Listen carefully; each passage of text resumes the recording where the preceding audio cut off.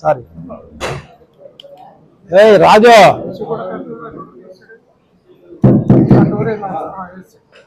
ప్రసోదరులకు అందరికీ మనస్ఫూర్తిగా పొంగల్ శుభాకాంక్షలు తెలియపడుతున్నాను.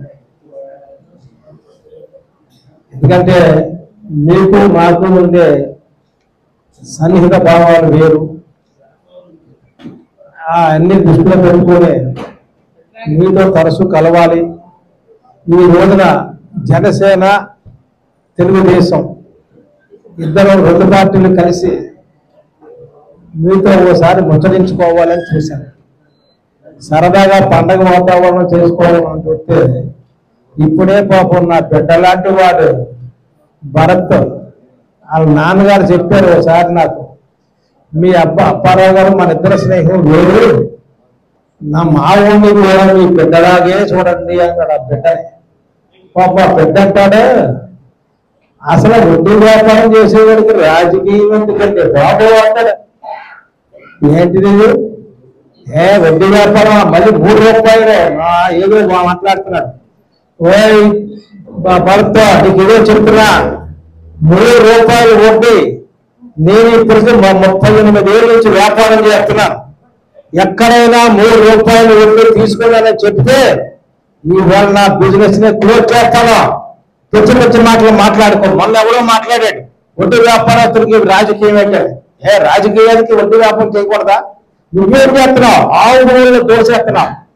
నీకేం అర్హత ఉంది? నీ ఆవు భూముల వ్యవహారం అంతా కూడా త్వరలోనే మేము బయట పెడతాం. ఇసుక వ్యాపారం కూడా నువ్వు నెలకి ఎంత ఎత్తుందో అది ఆధారాలతో మేము తెలియబడతాం. నువ్వు ఇందాక మాట్లాడితే నేను విన్నా. ఏంటంటే నువ్వు మాత్రం ఇంకొకసారి చెప్తున్నాను, నా వ్యాపారం గురించి మాట్లాడడానికి కోసానా నీకు అర్హత లేదు. నువ్వెవరు నా గురించి మాట్లాడు. నీ సైకిల్ దొక్కే వచ్చాను. సైకిల్ దొక్కి ఉన్నానంటే మీ నాన్న ఏంటి? మీ నాన్న ఎడాప్టాడ్ నాకు తెలీదా? ఇదంతా పెద్ద ఎస్టేట్ నుంచి వచ్చాడట. ఏంటి ఎస్టేట్ నుంచి అమ్ముకొని రాజకీయం చేస్తున్నామట. మేమేమో దోసుకొని రాజకీయం చేస్తున్నామా? పెచ్చ మాట్లాడక భరత్తో అప్పుడు దాటేవో కబర్దా ఇప్పుడు చెప్తున్నాం. మా సీఎం వాళ్ళు వచ్చారట, మీరు అంటే ఏదో సమాధానం ఇవ్వలేదట. ఈవేళ మా మీద షార్ట్ షీట్ వేసాం. గమ్ముంటే షార్ట్ షీట్ చూడవు. షార్ట్ షీట్లో ఒక్క తప్పు కూడా లేదు. వాళ్ళు చెప్పారు ఒక 100 మందిని ఎంక్వైరీ చేశారు, సీటీల సొమ్ములు ఎవరికైనా ఎగదొద్దామా అని. ఎవరు కూడా ఆయన దేవుడు అవసరానికి ఆదుకుంటాడు, ఆపదలో ఉన్నామంటే సహాయం చేస్తాడు. మేము దెబ్బతిన్నాం బాబు అంటే డబ్బులు వదిలేస్తాడు. అలాంటి దేవుడిని మీరెందుకంటే ఏదో మాట్లాడుతున్నారని ప్రతి ఒక్కరు ఇచ్చిన స్టేట్మెంట్లు చెప్పారు. ఏ ఒక్క స్టేట్మెంట్లోనే నాకు ఒక్కడే నాకు ఎగ్నెస్ట్ గా చెప్పాడా? ఎవరో చెప్పలే. 38 ఏళ్ళ నుంచి నేను వ్యాపారం చేస్తున్నా. చేయకూడదా? నువ్వెవడవరా నాతో మాట్లాడడానికి నా వ్యాపారం గురించి? నువ్వు నా కొడుకుతో సమానం అని అనుకున్నాను మొన్నటి వరకు. ఇప్పుడు నీ ఇష్టరాజ్యంగా మాట్లాడుతున్నావు. నువ్వు మాట్లాడినంతా విన్నాను. నేను ఒక్కొక్కటి సమాధానం చెప్తాను చూడు. హామీలు 90% అమలు చేసేసాం మేనిఫెస్టో జగన్ గారు హామీలు అన్నారు. సోదరులారు మీరు కొంచెం శ్రద్ధగా వినండి. ఇవన్నీ చెప్పకపోతే ఏముందంటే అది ఏమనుకుంటారంటే అది కొంతమంది చెప్పగా ఏదో వ్యాపారం తీయగా ఉందని తమలుగా ఆ విధంగా నమ్ముతారు. 90% ఎక్కడ హామీలు అయినాయండి? 90% హామీలు పూర్తయినాయా? మీరు ఇచ్చిన హామీలు అవలేదు. ఏమైంది? నేను 2-3 చెప్తున్నాను. మీరు ఆరోగ్యశ్రీలో బ్రహ్మాండంగా చేస్తున్నారని చెప్పారు. ఈవేళ డాక్టర్లు ఎంత బాధపడుతున్నారంటే ఆరోగ్యశ్రీ బిల్లులు కోట్లాది రూపాయలు వెళ్ళిపోయినాయి అండి. మీరు అడగడానికి వెళ్తే ఒక డాక్టర్ గారు చెప్పారు నాకు, పేరు చెప్పడం అవసరమైనప్పుడు పేరు సహా బయట పెడతాను. ఏమన్నారంటే ఎన్ని కోట్లు అయినా సరే తర్వాత నెమ్మదిగా ఇస్తాము. మీకు గట్టిగా అడిగితే ఏ ఆసుపత్రికి అయితే యథాచుడు మెడికల్ షాప్ ఉందో ఆ మెడికల్ షాప్ మూవ్ చేయాలి అంట. ఇదేది రాక్షస పరిపాలన ఇది? ఏ భరత్ గారు చెప్పండి, ఏ ఆరోగ్యశ్రీ అదరగొట్టాయని చెప్తున్నావు? ఇవాళ ఆరోగ్యశ్రీకి ఎన్ని వందల కోట్లు డాక్టర్లకు తొమ్మిదిలో ఉందో చెప్పు. తెలుసుకోకుండా మాట్లాడుకుని ఇప్పుడు అనారోగ్యంగా పెడుతుంది. ఏం ఆరోగ్యశ్రీ బిల్లులు కరెక్ట్గా ఇచ్చారా మీరు? ఇస్తున్నారా? డాక్టర్లు ఎందుకు అలాగా బాధపడతారు? అలాగే అమ్మ ఒడి అని చెప్తున్నావు. నువ్వు చెప్పి పుణ్యం నేను చెప్తున్నాను. అమ్మ ఒడి ఇద్దరికి ఇస్తానన్నారు. ఇద్దరికి ఇస్తున్నారా? ఒకరికి. ఆ ఒకటి కూడా ఏ పండుగ ఉందో పీకెత్తుంటే మా దగ్గరకు వచ్చి లఘువని బాధపడుతున్నారు. తర్వాత ఆ అమ్మ ఒడి తమిళ పేరు లేస్తున్నాం, తప్పలేదు. కానీ వాళ్ళు సరిగ్గా కాలేజీలు కట్టలేకపోతే వీళ్ళ ఆర్థిక ఇబ్బందుల వలన కాలేజీ వాళ్ళు వీళ్ళకి సర్టిఫికెట్లు ఇవ్వట్లేదు, ఎగ్జామ్ కూర్చొని ఇవ్వట్లేదు. ఇదివరకే బాగుండేదంటే బాబు డైరెక్ట్గా డబ్బు కాలేజీలకి ఇస్తే అనే భావన కూడా ఉంది. తెలుసుకోకుండా మాట్లాడుతున్నది. తర్వాత చంద్రబాబు నాయుడు గారు సహజ మరణంతో చెందితే పేదలకు 2 లక్షల రూపాయలు ఇచ్చి ముందుగా మట్టి ఖర్చులకు 5,000 రూపాయలు మా చేతులతో ఇచ్చాం. నువ్వేం చేస్తున్నావు పేదల కోసం? నువ్వేం చేస్తున్నావు? వైన్ షాపులు రద్దు చేస్తానని చెప్పారు మీరు. ఏ వైన్ షాపులు రద్దు చేశారా? అంచెలంచెలుగా తగ్గుతాము అన్నారు. అంచెలంచెలుగా లేదు, ఏమీ లేదు. తర్వాత మనకి వైన్ షాపుల్లో రేటు పెంచారు. రేటు పెంచితే ఆ రేటు ఎందుకు పెంచాలంటే ఎవరు తాకండా ఉంటాడట. అది కూడా దొంగలెక్కరది, నాసిరకం మందు. డాక్టర్లు అందరూ అంటున్నారు, మా ఆసుపత్రికి వచ్చిన అందరూ కూడా లేబర్ చెప్పుకుంటే చెప్తున్నారండి అంటున్నారు. ఇవన్నీ తప్పులు మీకు ఎందుకు పెట్టుకోండి? మమ్మల్ని విమర్శించాలంటే నువ్వెంత, నీ అనుభవం ఎంత? నీ అనుభవం 5-6 ఏళ్ళు, నాది 35 ఏళ్ళు నా రాజకీయ అనుభవం. నువ్వెక్కడ సరిపోతావు? మా వ్యాపారమే ఎదవ వ్యాపారం అనుకుంటే మాకే సిఐడి తప్పు చేశారని అని మేము వాళ్ళు భావించుంటే ఈవేళ మా వ్యాపారం మళ్ళీ నడవదు. ఈవేళ కోరి మళ్ళీ మా కంపెనీలో సబ్స్క్రైబర్స్ రావడానికి సిద్ధంగా ఉన్నారు. నీవు చెప్తే ఎంత? నువ్వు చెప్పితే ఎంత? ఎవరైనా సమాధానం ఇవ్వలేకపోయామంట. సిఐడి వరకు బెయిల్ వేసుకున్నామంట. మీ జగన్మోహన్ రెడ్డి గారు ఇన్నాళ్ళు బెయిల్లో ఉన్నారు, దాన్ని ఏమంటావు బిడ్డ? దాన్ని ఏమంటా? మీ జగన్మోహన్ రెడ్డి గారు బెయిల్లో లేడా? నా మీద బెయిల్ వేశారు, మేము బెయిల్ వేసుకున్నాం. ఆ బెయిల్ క్యాన్సిల్ చేయమని సుప్రీంకోర్టులో వేసుకున్నారు. సుప్రీంకోర్టులో కూడా బెయిల్ కొట్టేసింది. అది మా నీతి. ఇప్పుడు కూడా సిఐడి వాళ్ళు ఒకటే మాట చెప్తారు, మీ మీద రాయడానికి ఏ కంప్లైంట్లు లేవండి, ఏమని రాయాలి? ఎవరు మాకు తప్పు చేశారని ఎవరైనా ఒక్కరైనా చెప్తే బాగుండేది అన్నారు. ఏ ఒక్కరో చెప్పలేదే. దాని గురించి ఎందుకు మీరు కంగారెత్తిపోతున్నావు? మా వ్యాపారానికి నువ్వెవరు మాట్లాడటానికి? మా వ్యాపారం మీద మాట్లాడక డబ్బు ఉంటే రాజకీయం మీద మాట్లాడు, అవినీతి మీద మాట్లాడు, నీ క్యారెక్టర్ మీద మాట్లాడవయా. నీ క్యారెక్టర్ ఏంటో అందరికీ తెలుసు, ఊళ్ళో అందరికీ తెలుసు. నీకు ఎటువంటి క్యారెక్టర్, నీ అవినీతి ఎటువంటిదో అందరికీ తెలుసు. అట్లే మాట్లాడా. నీ రాజకీయ సిద్ధాంతాల మీద మాట్లాడు. మా వ్యాపారం మీద మాట్లాడితే నువ్వు ఎవరు లేవు. మా గురించి మాట్లాడక మళ్ళీ మా కోడలో అసలు ఏమైందో అంటాం. మేము చెప్తాం, ఒక ఓటు ఎత్తే 3 పనిచేస్తామని చెప్తాం. ఈవేళ నీ ఇంటికి రాని జనాలు నా ఇంటికి వస్తున్నా. నువ్వు అధికారంలో ఉన్నావు, ఎవరికి రెన్యూ చేసా అన్నీ చెప్తే ఉద్యోగాలు పీకెత్తారట. ఇంకొక నోటిఫికేషన్ రాని మొత్తం బయటెడతాను. వాళ్ళందరికీ మేము చేశాం. సిన్సియర్గా చెప్తున్నాను నేను. మున్సిపల్ ఆఫీసులో అందరికీ కూడా ఎంప్లాయీస్కి జీతాలు పెంచాను. డాక్టర్లు కొత్త పోస్టులు వేయించాం. ఏం మాట్లాడుతున్నావు? మేము కాంట్రాక్టర్ దగ్గర డబ్బులు తీసుకున్నానా? ఏ కాంట్రాక్టర్ చెప్తా తీసుకురావా? దమ్ముంటే తీసుకురా. ఆనాడు గవర్నమెంట్ మీదే, రాజశేఖర రెడ్డి గారే. మేము ఏనాడు ఏ కాంట్రాక్టర్ దగ్గర చేయి చాపలేదు. మీకు ఇదే చెప్తున్నాను. ఆవు భూముల్లో నువ్వు వెతుకుంటే ఏ ఆధారాలు లేవనుకుంటున్నావు నా దగ్గర? ఆధారాలతో రెడీగా ఉన్నాను నేను. మొత్తం ఇల్లు ఇచ్చేస్తాను. 10,000 మంది పట్టాలు ఇస్తాన్నావు. ఇవాళకి ఇవ్వగలిగావా? ఇవ్వలేదు. ఎంతమంది వేశారు? 45 లక్షలు ఎక్వేషన్ చేసి కొంతమందికి 20 లక్షలు ఇచ్చి 25 లక్షలు వేశారు. మీ ఎమ్మెల్యే అక్కడ ఏరియాలో ఎమ్మెల్యే డైరెక్ట్ గా పేపర్కి ఇచ్చారు అవినీతి చేశాడు అని. ఇప్పటికీ నువ్వు సమాధానం చెప్తున్నావా? అది ఎన్నిసార్లు మేము అడిగినా దానికి ఇప్పటికీ సమాధానం చెప్పలేదు.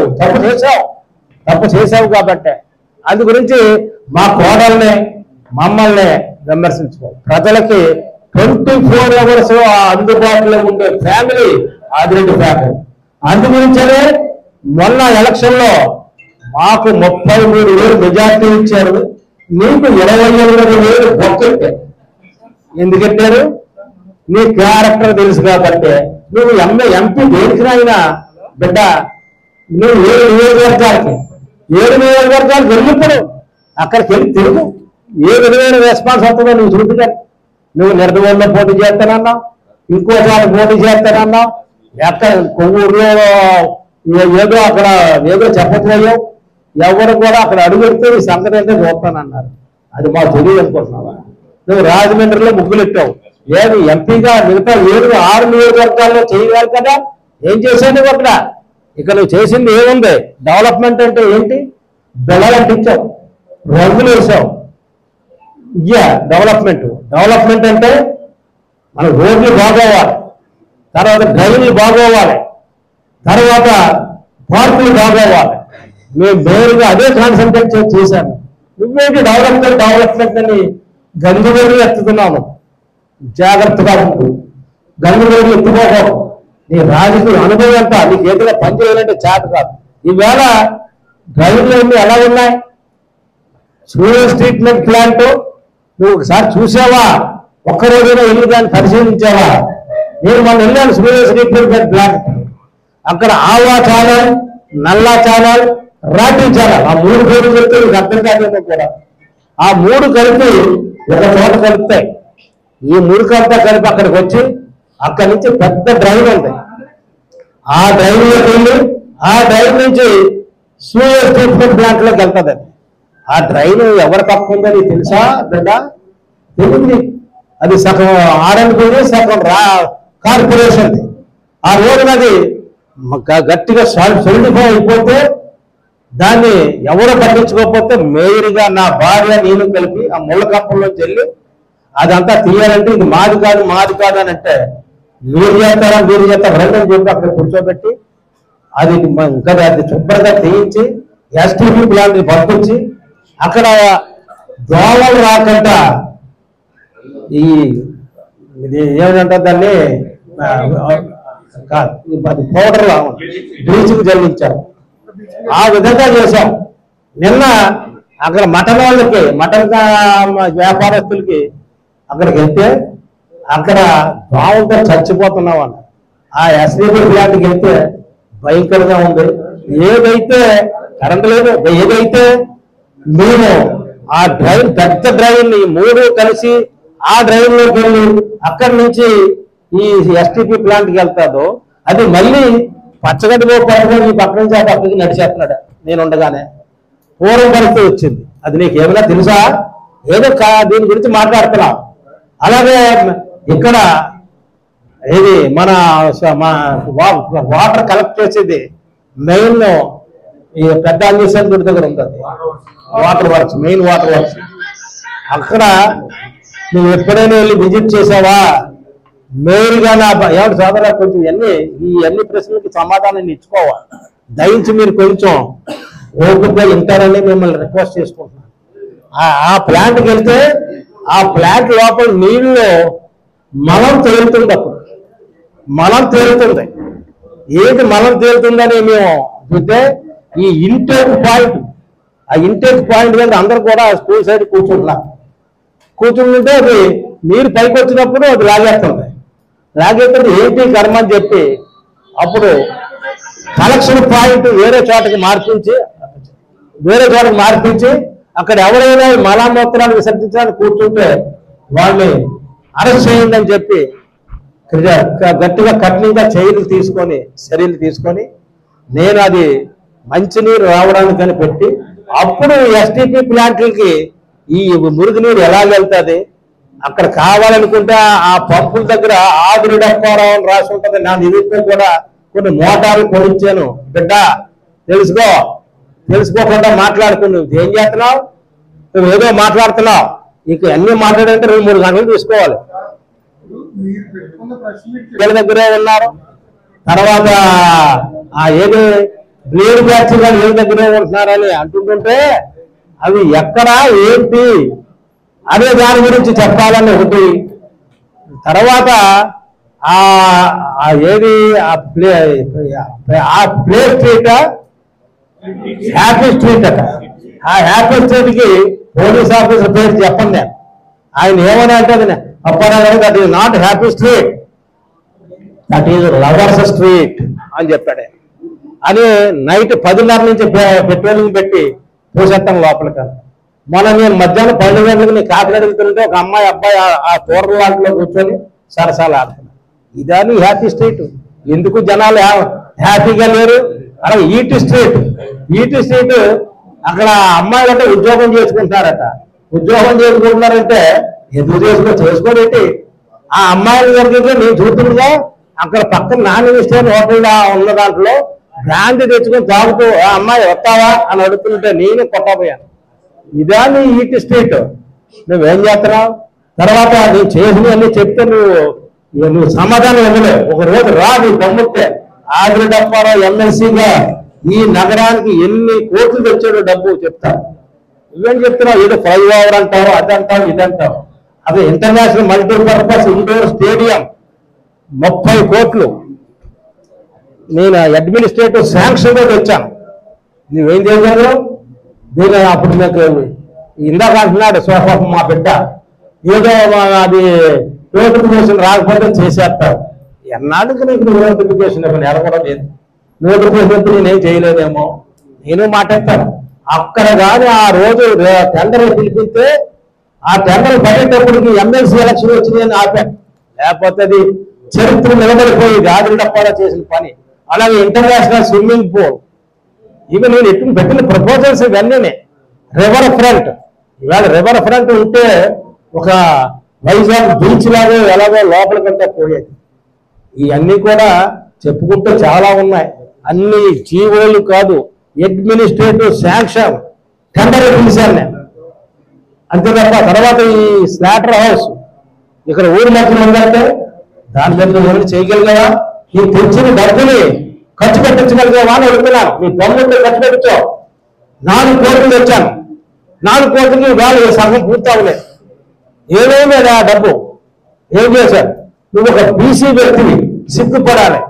బీసీ హాస్టల్స్ బాయ్స్కి అమ్మాయిలకి కలిపి 5,68,00,000 తెచ్చాను నేను. అబ్బాయిలు చేయించని పని చూసుకోండి వెళ్ళి, నువ్వు చూసుకోవాలి వెళ్ళి.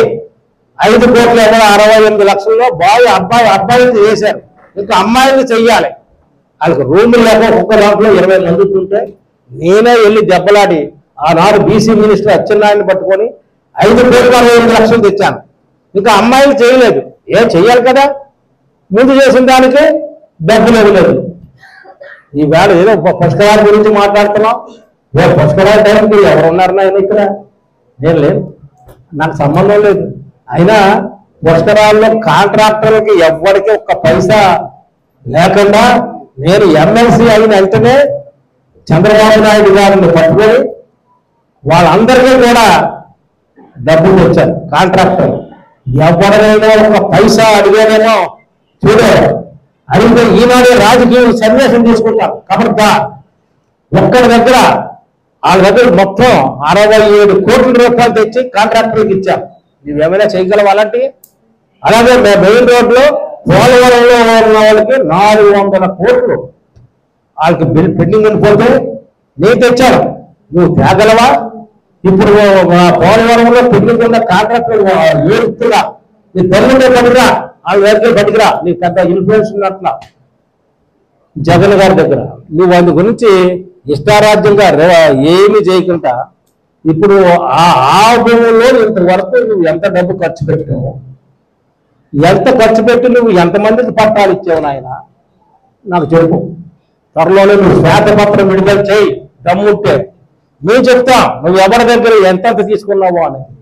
నువ్వు విడుదల చేయి.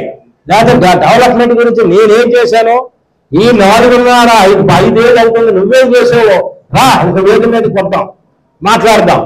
నేను దమ్ముండి చెప్పగలను, ఎవరి దగ్గర ఒక పైసా ఎరగను. నేను ఏ సైకిల్ కబ్జా చేయలేదు. ఇసుక ర్యాంపులో నీకు ఇసుక నెలకి ఎంత వస్తుందో చెప్పనా ఆయన, ఆధారాలతో బయట పెడతాను. నెలకి ఎవడో పట్టుకొచ్చి పేర్లతో సహా చూసుకో, పేర్లతో సహా పట్టుకొచ్చి నీకు నెలకి ఎంత ఎత్తున్నారో కూడా నేను బయట పెడతాను ఇసుక ర్యాంపులో. నువ్వు నాకు చెప్తావు పెట్టి అవినీతి గురించి. అవినీతి ఉందా లేదా? నీ దగ్గర నీతి ఉందా, క్యారెక్టర్ ఉందా? ఏం మాట్లాడుకుంటున్నారో చెప్పు. అంటే మా అబ్బాయి గురించి మాట్లాడేటప్పుడు ఏమాత్రం సరిపో, ఒకే వయసు అయినా సరే మీ నాన్న అడుగు నా క్యారెక్టర్ ఏంటి ఆ రోజుల్లో. అంతే తప్ప నీ ఇష్టారాజ్యంగా మాట్లాడేవంటే ఊరుకునేది లేదు. మేము టిట్కోలు కట్టించినట్లకి ఇవాళ దిక్కు దిగడం లేదు. అవి ఎవరో బాడు చేస్తారు. ఆ టిట్కోలు ఒక్క పిరియడ్ బాబు గారు ఉంటే ఆ టిట్కోలులో ఉన్న జనాలు ఎంత ఆనందంగా ఉండేవారో అర్థమవుతుంది. ఆ టిట్కోలు తగలబెట్టారు కానీ ఎవరికైనా ఇచ్చావా? ఎవరికీ ఇవ్వలేదు. మాట్లాడితే నీకు బ్యాంకులోనూ నీకు ఏదో లేదు, నీకు సరిపోవట్లేదు అని ఎక్కొట్టాడు. ఒక 5 బిల్లు అయిపోయిన తర్వాత ఎవరికో కావలసిన వాళ్ళకి అమ్మేసుకోవడం. ఇంకేమో చెప్పు, టౌన్ ప్లానింగ్ లో ఎప్పుడైనా నేను ఎక్కడ అవినీతి చేయలేదు. మీరు ఎక్కడెక్కడ చేశారు, ఎక్కడెక్కడ మీరు డబ్బు తీసుకున్నారో, నువ్వైనా నీ డబ్బు కూడా ఉండే వ్యక్తులైనా పేర్లతో సహా వారు తీసుకున్న అమౌంట్తో సహా ఆఫీసులు ఏ విధంగా మీరు చేశారు అన్నది బయట పెట్టగల శక్తి నాకు ఉంది. ఎవరైనా సరే మేము ఉన్నన్నాళ్ళు ఈ సిటీ ప్లాన్ డిపార్ట్మెంట్ లో పైసా విధమా మాకు చేత కాదు. మీకు తెలుగు చాలా ప్రావీణ్యుడివి, అవినీతిలో ప్రావీణ్యుడివి. నువ్వు సినిమా అనుకుంటున్నావు, సినిమా స్టైల్లో సెంట్రల్ లైటింగ్ మార్కెట్ లో ఎవరైనా చెప్పారు నిన్ను, అందరూ తిట్టడమే. ఎవరైనా ఒక్క బాగుందని చెప్పమని అందరూ తిట్టడమే. ఇవాళ నువ్వు మాట్లాడితే మీకు నచ్చకుండా తీసేస్తారు. డబ్బు ఎవరికి పెడతారు? అది మున్సిపల్ డబ్బు. మున్సిపల్ డబ్బు అంటే ప్రజల డబ్బు, నువ్వు ఎవడవే ఖర్చు పెట్టడానికి. ఇదివరకు గతంలో కౌన్సిల్ లేకపోతే ఆల్ పార్టీ మీటింగ్ పెట్టి నువ్వు నిర్ణయాలు తీసుకుంటూ నీ ఇష్టారాజ్యంగా నిర్ణయం తీసుకుంటున్నావు. కాకపోతే ట్రాన్స్ఫర్ చేస్తాం ఆఫీసులో. ఎంతవరకు కరెక్ట్? నువ్వు చేసినవన్నీ కూడా ఈవేళ హ్యాపీ స్ట్రీట్ హ్యాపీ అనుకున్నా, ఈటీ స్ట్రీట్ హ్యాపీ అనుకున్నా, కోర్టులకు ఎందుకు వెళ్ళింది నాయన? కోర్టులో కేసులు ఎందుకు పడివి? నాకు సమాధానం చెప్పు. అందు గురించి నువ్వు చెప్పినవన్నీ కూడా నువ్వు ఏదేదో మాట్లాడుతుందంటే అది ఏదో సరదా అనుకుంటున్నాను. తర్వాత మెయిన్ రోడ్ అయితే నువ్వు సైకిల్ తొక్కొని వచ్చావు అని చెప్తున్నాడు. ఎస్, నేను పెనుగొండలో ఉన్నప్పుడు అంబర్ సైకిల్ అంటే అదే గొప్ప. అది సైకిల్ దొరికొచ్చాను చెప్పడానికి నువ్వెవడవా? సైకిల్ దొరికొచ్చాను, నడిసే వచ్చాను. నువ్వు నా స్టేటస్ గురించి మాట్లాడతావేంటి? ఈవేళ నా స్టేటస్ అంతా నీ స్టేటస్ ఏంటి? నీ క్యారెక్టర్ ఇల్లు ఆస్తులు అమ్ముకున్నావా? నీకు త్వరలోనే ఏ కబ్జా చేసావో, ఏ సైట్లు చేశారో మీరు లిస్ట్ నా దగ్గర రెడీ పెట్టి ఉంచాను. ఒక్కసారి రిలీజ్ చేస్తాను. అలా కాదు, వ్యక్తిగత విమర్శలు అంటే ఆ పేర్లు ఇప్పుడు చెప్తే ఆ ఆఫీసర్లు ఏకేస్తారు. నాకు తెలుసు, నేను ఒకరు కొట్టను. ఎవరెవరు ఏం చేశారు, ఎలా చేశారు అన్నది ఆధారాలతో బయట పెడతాను. కమాన్ గమ్ముంటే బయటగా నేను చేస్తాను. నా అవినీతి కానీ నా క్యారెక్టర్ కానీ నువ్వు బయట పెట్టాలంటే బిడా నేను సిద్ధంగా ఉన్నాను. నా క్యారెక్టర్ నీ క్యారెక్టర్కి పోటీ ఏంటి? అసలు మా అబ్బాయి క్యారెక్టర్కి నీ క్యారెక్టర్కి ఏంటి కంపారిజన్? ఏం క్యారెక్టర్ నీది ఆ తెలుగు ఊరందరికీ తెలుసు. ఏం పిల్లి కళ్ళు మూసుకొని పాలు తాగుతూ ప్రపంచం అంతా చూడలేదు అనుకుంటా. నువ్వు అంతే. దొంగకు పట్టుకోమంటే దొంగ అని పరిగెడతారు. నువ్వు అలా ఉన్నావు.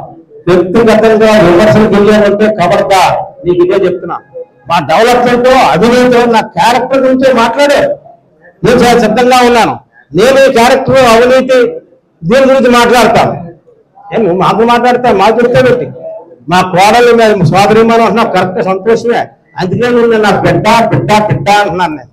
ఎందుకంటే మీ నాన్నగారు నన్ను ఒకసారి ఫోన్ చేసి మా అబ్బాయితో వీడంతే నువ్వు అలాగే చూసుకో అప్పారావు గారు అన్నాడు. ఎందుకన్నాడంటే ఆ భూమి టైంలో అన్నాడు, నాకు తెలుసు. కానీ పెద్దాం మీరు అన్నట్టుగా దాన్ని ఫేవర్గా అంటే అది చెప్పిన దాన్ని బట్టి అక్కడ మా పెట్టిన ప్లేయరు తర్వాత అప్పీల్ ఖచ్చితంగా వెళ్తాం. ఇప్పుడు అలా కాదు, ఆవు బావుముల మీద సిబిఐ ఎంక్వైరీ వేయించాం. ఖబర్దార్ గవర్నమెంట్ మారినట్టునే ఇది ఈవేళ ఎందుకు ఆ డబ్బుగా తీసుకొచ్చారు, ఆ డబ్బు తీసుకొచ్చి ఆ డబ్బు ప్రజల డబ్బుతో ఖర్చు పెట్టారు. ఏం చేశారు అక్కడ మీరు? ఏమైనా చేయగలిగారా? అది పూర్తే పక్కన అదే ఆధారం అంటే మా పెట్టిన ప్లేయర్ సరే ఎన్ని వద్దు ఇలాంటి బయటపడకూడదు. వాళ్ళు కొన్నారు, కొని ఇప్పుడు ఎక్కడికి వెళ్తుంది? మళ్ళీ దాని మీద ఎంక్వైరీ చేయిస్తాం. ఆ డబ్బు ఏమైంది, ఎంతంత ఆఫీసులో ఎవరో డబ్బు ఇస్తానంటే అది డీటెయిల్స్ ఇస్తానంటే అది ట్రాన్స్ఫర్ చేసాం. ఇదా నువ్వు చేసే పని? ఆ భూముల్లో మీ ఎమ్మెల్యే మాట్లాడాడు, ఆ ఏరియాలో ఉన్న మీ ఎమ్మెల్యే మాట్లాడితే నువ్వు సమాధానం ఇవ్వగలిగావా? ఇవ్వలేదే. ఎందుకు ఇవ్వలేదు? నీలో నిజాయితీ ఉంటే ఏం మాట్లాడుతున్నావు నువ్వు? నేను ఎంపీని, నీకు నీ నియోజకవర్గానికి ఎంపీనే, నువ్వు అలా మాట్లాడకూడదని చెప్పాలి. చెప్పలేకపోతే అందు గురించి ఇవన్నీ నేను ఒకటే ఫైనల్గా చెప్తున్నా. నువ్వు ఏం మాట్లాడినా నేను సైకిల్ చెప్పుకొని వచ్చాను, 500 నేను 500 రూపాయలకు లెక్చరర్ ఉద్యోగం చేశాను. తప్పేంటి?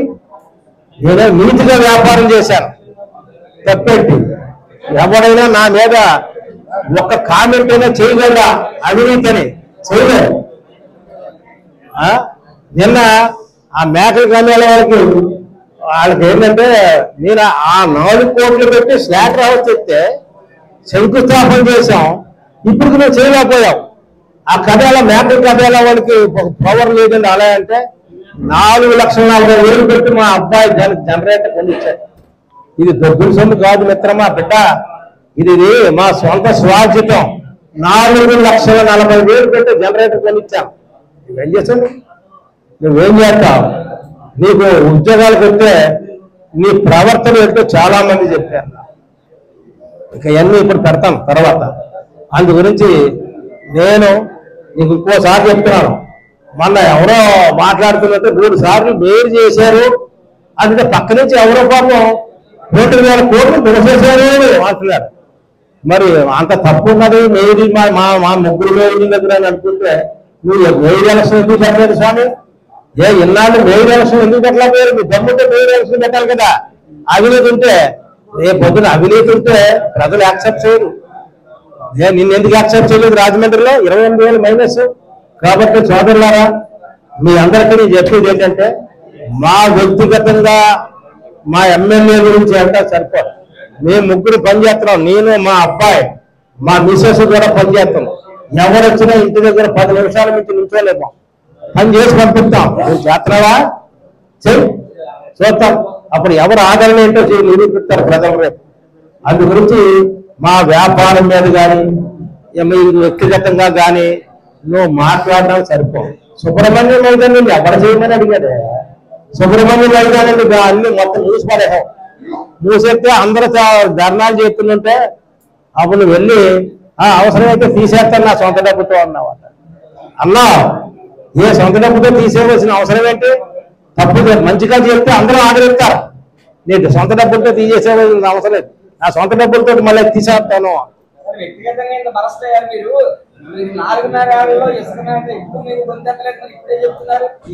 నాకు సరైన ఆధారాలు ఇప్పుడు దొరికినాయి.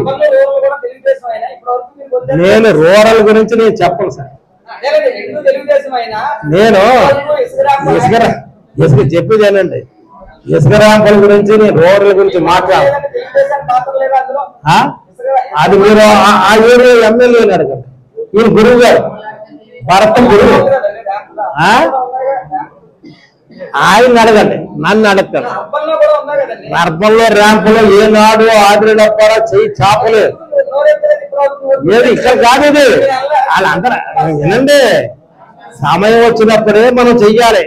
సమయం వచ్చి వెళ్ళండి. ఆ 2 నెలలు అనుకోవట్లేదు. ఆయన ఏదో పెద్ద పెద్ద ప్రాజెక్టులు చేస్తాయట. చేసేటప్పుడు ఎవరు డబ్బు ఇచ్చాడు? మీరు ఇస్తున్నారా నెలకే? ఆయన ఇస్తున్నాడా? అవన్నీ కూడా నేను పేరుతో సహా బయటెడతాను. ఆ ఇసుక నెలకి ఎంత వస్తుందో అన్నది. ఇది నేను మెయిన్ ర్యాంపులన్నీ కూడా రూరల్లో ఉన్నాయి, టౌన్ లో ఉన్నాయి తక్కువ, కాపేరు ఇలా 1, 2 ఇవన్నీ ఎవరికో ఇచ్చేసామంటున్నారు. అది కూడా ఫ్రాడ్. ఇసుక ఫ్రీ చేస్తే అది తప్పట. ఇంక ఇలాగా అన్ని మాట్లాడతారు, అన్ని తప్పులే. చంద్రబాబు నాయుడు చేసి అని వీళ్ళు చేసి అన్ని మంచిదే. నెలకి 3000 ఎప్పుడో పెన్షన్ ఇస్తాను, ఇప్పుడు అంచెలంచెలుగా పెంచుకుంటూ వచ్చామన్నారు. ఇంక ఇంతసేపు అనవసరం అండి సోదరులారా. మీకు కొంచెం ఇబ్బంది వచ్చిందేమో, మీరు ఆకలి శ్రద్ధ ఉందండి. ఇవ్వండి మా సోదరుడు కూడా నాకు నేను ఎప్పుడూ బారసాలేదు నాకు. ఎందుకంటే అలా కాదు, వినండి సార్, నా వ్యాపారం మీద మాట్లాడడానికి ఎవడో నా వ్యాపారం మీద 3 రూపాయలు వడ్డీలు అంటున్నాడు. 3 రూపాయలు వడ్డీలు ఒక్కరిని తీసుకురా, నేను వైద్యం చేసేస్తాను నా వ్యాపారం అంతే. నా వ్యాపారాన్ని చూసాను. ప్రెస్ మీట్ అక్కడ మీ ద్వారానే వెళ్ళాలి, ప్రజల్లోకి వెళ్ళేది మీ ద్వారానే. లేకపోతే ఇప్పుడు ఇవన్నీ మీరు అక్కడ మాట్లాడాడుగా, ఇవన్నీ ఎందుకు మాట్లాడాడు సార్?